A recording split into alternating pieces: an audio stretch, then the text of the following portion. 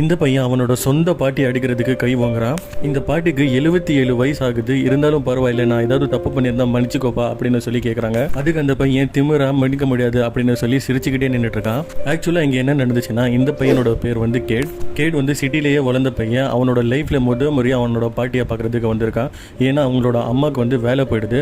புதுசாக வேலை தேடுற வரைக்கும் இவனை எங்கே வச்சுக்கிட்டு இருக்கிறதுன்னு சொல்லி பாட்டி கிட்ட கொண்டு வந்து விட்டுறாங்க. ஆனால் இந்த கேட் இருக்கானே, அந்த பாட்டியை ஆசையாக பேரனை தொடலான்னு சொல்லி வந்தா கையை தட்டி விட்டுறான். கேடோட அம்மா இப்படி எல்லாம் பண்ணக்கூடாதுன்னு சொல்லி நிறைய அட்வைஸ் பண்ணிட்டு அங்கேருந்து கிளம்பிடுறாங்க. சரி வாப்பா நம்மள வீட்டுக்கு போகலாம் அப்படின்னு சொல்லி கூப்பிடும்போது தான் அவன் அடிக்கிறதுக்கு கை வாங்குறான். சரி என்னதான் பண்றது, இங்கே தானே இருந்தாகணும் அப்படின்னு சொல்லி அவனும் வீட்டுக்கு போறான். வீட்டுக்கு போனா அந்த பாட்டி சமைச்சதை ஒன்று கூட சாப்பிட மாட்டேங்கிறான். சிட்டில இருந்து கொண்டு வந்த சாக்லேட் அந்த பாட்டி எடுத்து கொடுத்தாங்கன்னு அந்த சாக்லேட்டே சாப்பிட மாட்டேன்னு சொல்லிட்டா. ஏன்னா அந்த பாட்டி அந்த சாக்லேட்டை தொட்டுட்டாங்களாம். கேட் வந்து போர் அடிச்ச வீடியோ கேம் விளையாடிட்டு இல்லைன்னா ஏதாவது சாப்பிட்டுட்டு இருப்பா. ஒரு நாள் வந்து அந்த வீடியோ கேமோட பேட்டரி காலி ஆயிடுது. புதுசாக பேட்டரி வாங்குறதுக்கு காசு கொடுங்க பாட்டி அப்படின்னு சொல்லி கேட்கறான். அதுக்கு அந்த பாட்டி வந்து என்கிட்ட காசு இல்லப்பா அப்படின்னு சொல்லிடுறாங்க. அதுக்கு அந்த பையன் நீ என்கிட்ட போய் சொல்றியா, எங்கேயாவது வச்சிருப்ப அப்படின்னு சொல்லி எல்லா இடம் போய் தேடுறான். ஆனால் ஒருத்தர் ரூபாய் கூட கிடைக்கல. காசு தரலன்னு சொல்லி கோவமா ஜார் எட்டி ஒதுக்கிறான் பாருங்க. அந்த ஜார் கீழே வந்து உடஞ்சிருது. அது மட்டும் இல்லை, அந்த பாட்டியோட ஷூ எடுத்துட்டு போய் எங்கேயோ மறைச்சு வச்சிடறான். இந்த வயசுல அந்த பாட்டி தண்ணி எடுக்கிறதுக்கு 3 கிலோமீட்டர் நடந்து போறாங்க, அதுவும் மலையில. அப்புறம் என்ன பண்றதுன்னு ஷூவே இல்லாம போய் தண்ணி எடுத்துட்டு வராங்க. இதை பார்த்து கூட அவனுக்கு கொஞ்சம் கூட இறக்கமே வரல. சரி பேர ரொம்ப கோவமா இருக்கான், ஏதாவது சாப்பிட்றியாப்பா அப்படின்னு சொல்லி கேட்கலான்னு போய் கேட்கறாங்க. அதுக்கு அவன் என்ன சொல்றான்னா, எனக்கு சிக்கன் ஃப்ரை வேணும், இல்லைன்னா பர்கர் பீஸா வேணும், இதெல்லாம் சொல்லி காமிக்கிறான். அதுக்கு அந்த பாட்டி நீ இங்கே இருப்பா, நான் டவுனுக்கு போய் கோழி வாங்கிட்டு வரேன் அப்படின்னு சொல்லிட்டு கிளம்புறாங்க. கோழி வாங்கிட்டு வரும்போது பயங்கரமா மழை பெய்யுது, நனைஞ்சுக்கிட்டே வராங்க. வீட்டுக்கு வந்ததும் அவங்க தொடச்சிக்கல. அந்த பையனை வந்து முதல்ல பெட்ஷீட் எல்லாம் போட்டு சேஃப்டி பண்ணிட்டு அதுக்கப்புறம் அவங்க தொடச்சிக்கிறாங்க.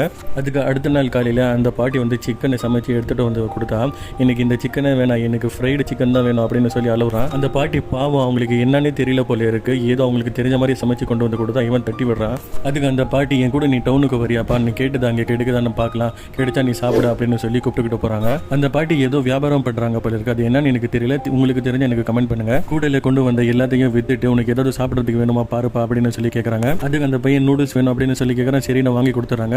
பஸ்ஸில் உட்காந்து கிளம்பும் போது இன்னும் ஏதாவது வேணுமா அப்படின்னு சொல்லி கேட்டதுக்கு அந்த முன்னாடி வந்து ஒரு சின்ன பையன் சாக்லேட் பை சாப்பிட்டு இருக்கான். எனக்கு அது வேணும் அப்படின்னு சொல்லி கேட்டதுக்கு அந்த பாட்டி அந்த சாக்லேட் பையோட கவர் எடுத்துட்டு போய் கடைக்காரன் கிட்ட காமிச்சு இது தாங்க அப்படின்னு சொல்லி வாங்கிட்டு வராங்க.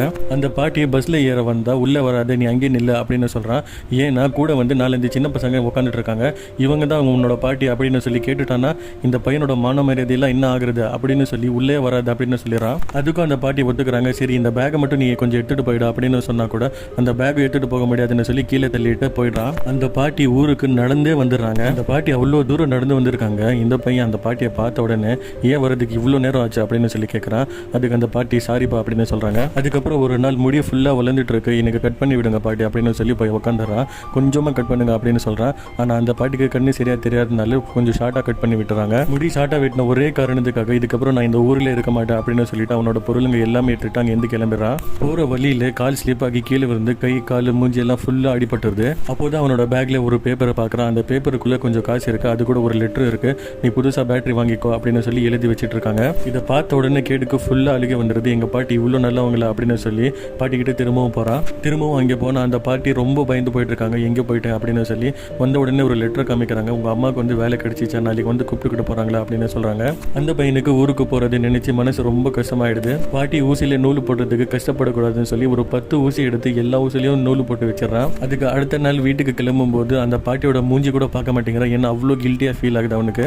பஸ்ஸு கிளம்பும் போது என்ன மன்னிச்சுக்கோங்க பாட்டி அப்படின்னு சொல்லிட்டு அங்கேருந்து போயிடுறான்.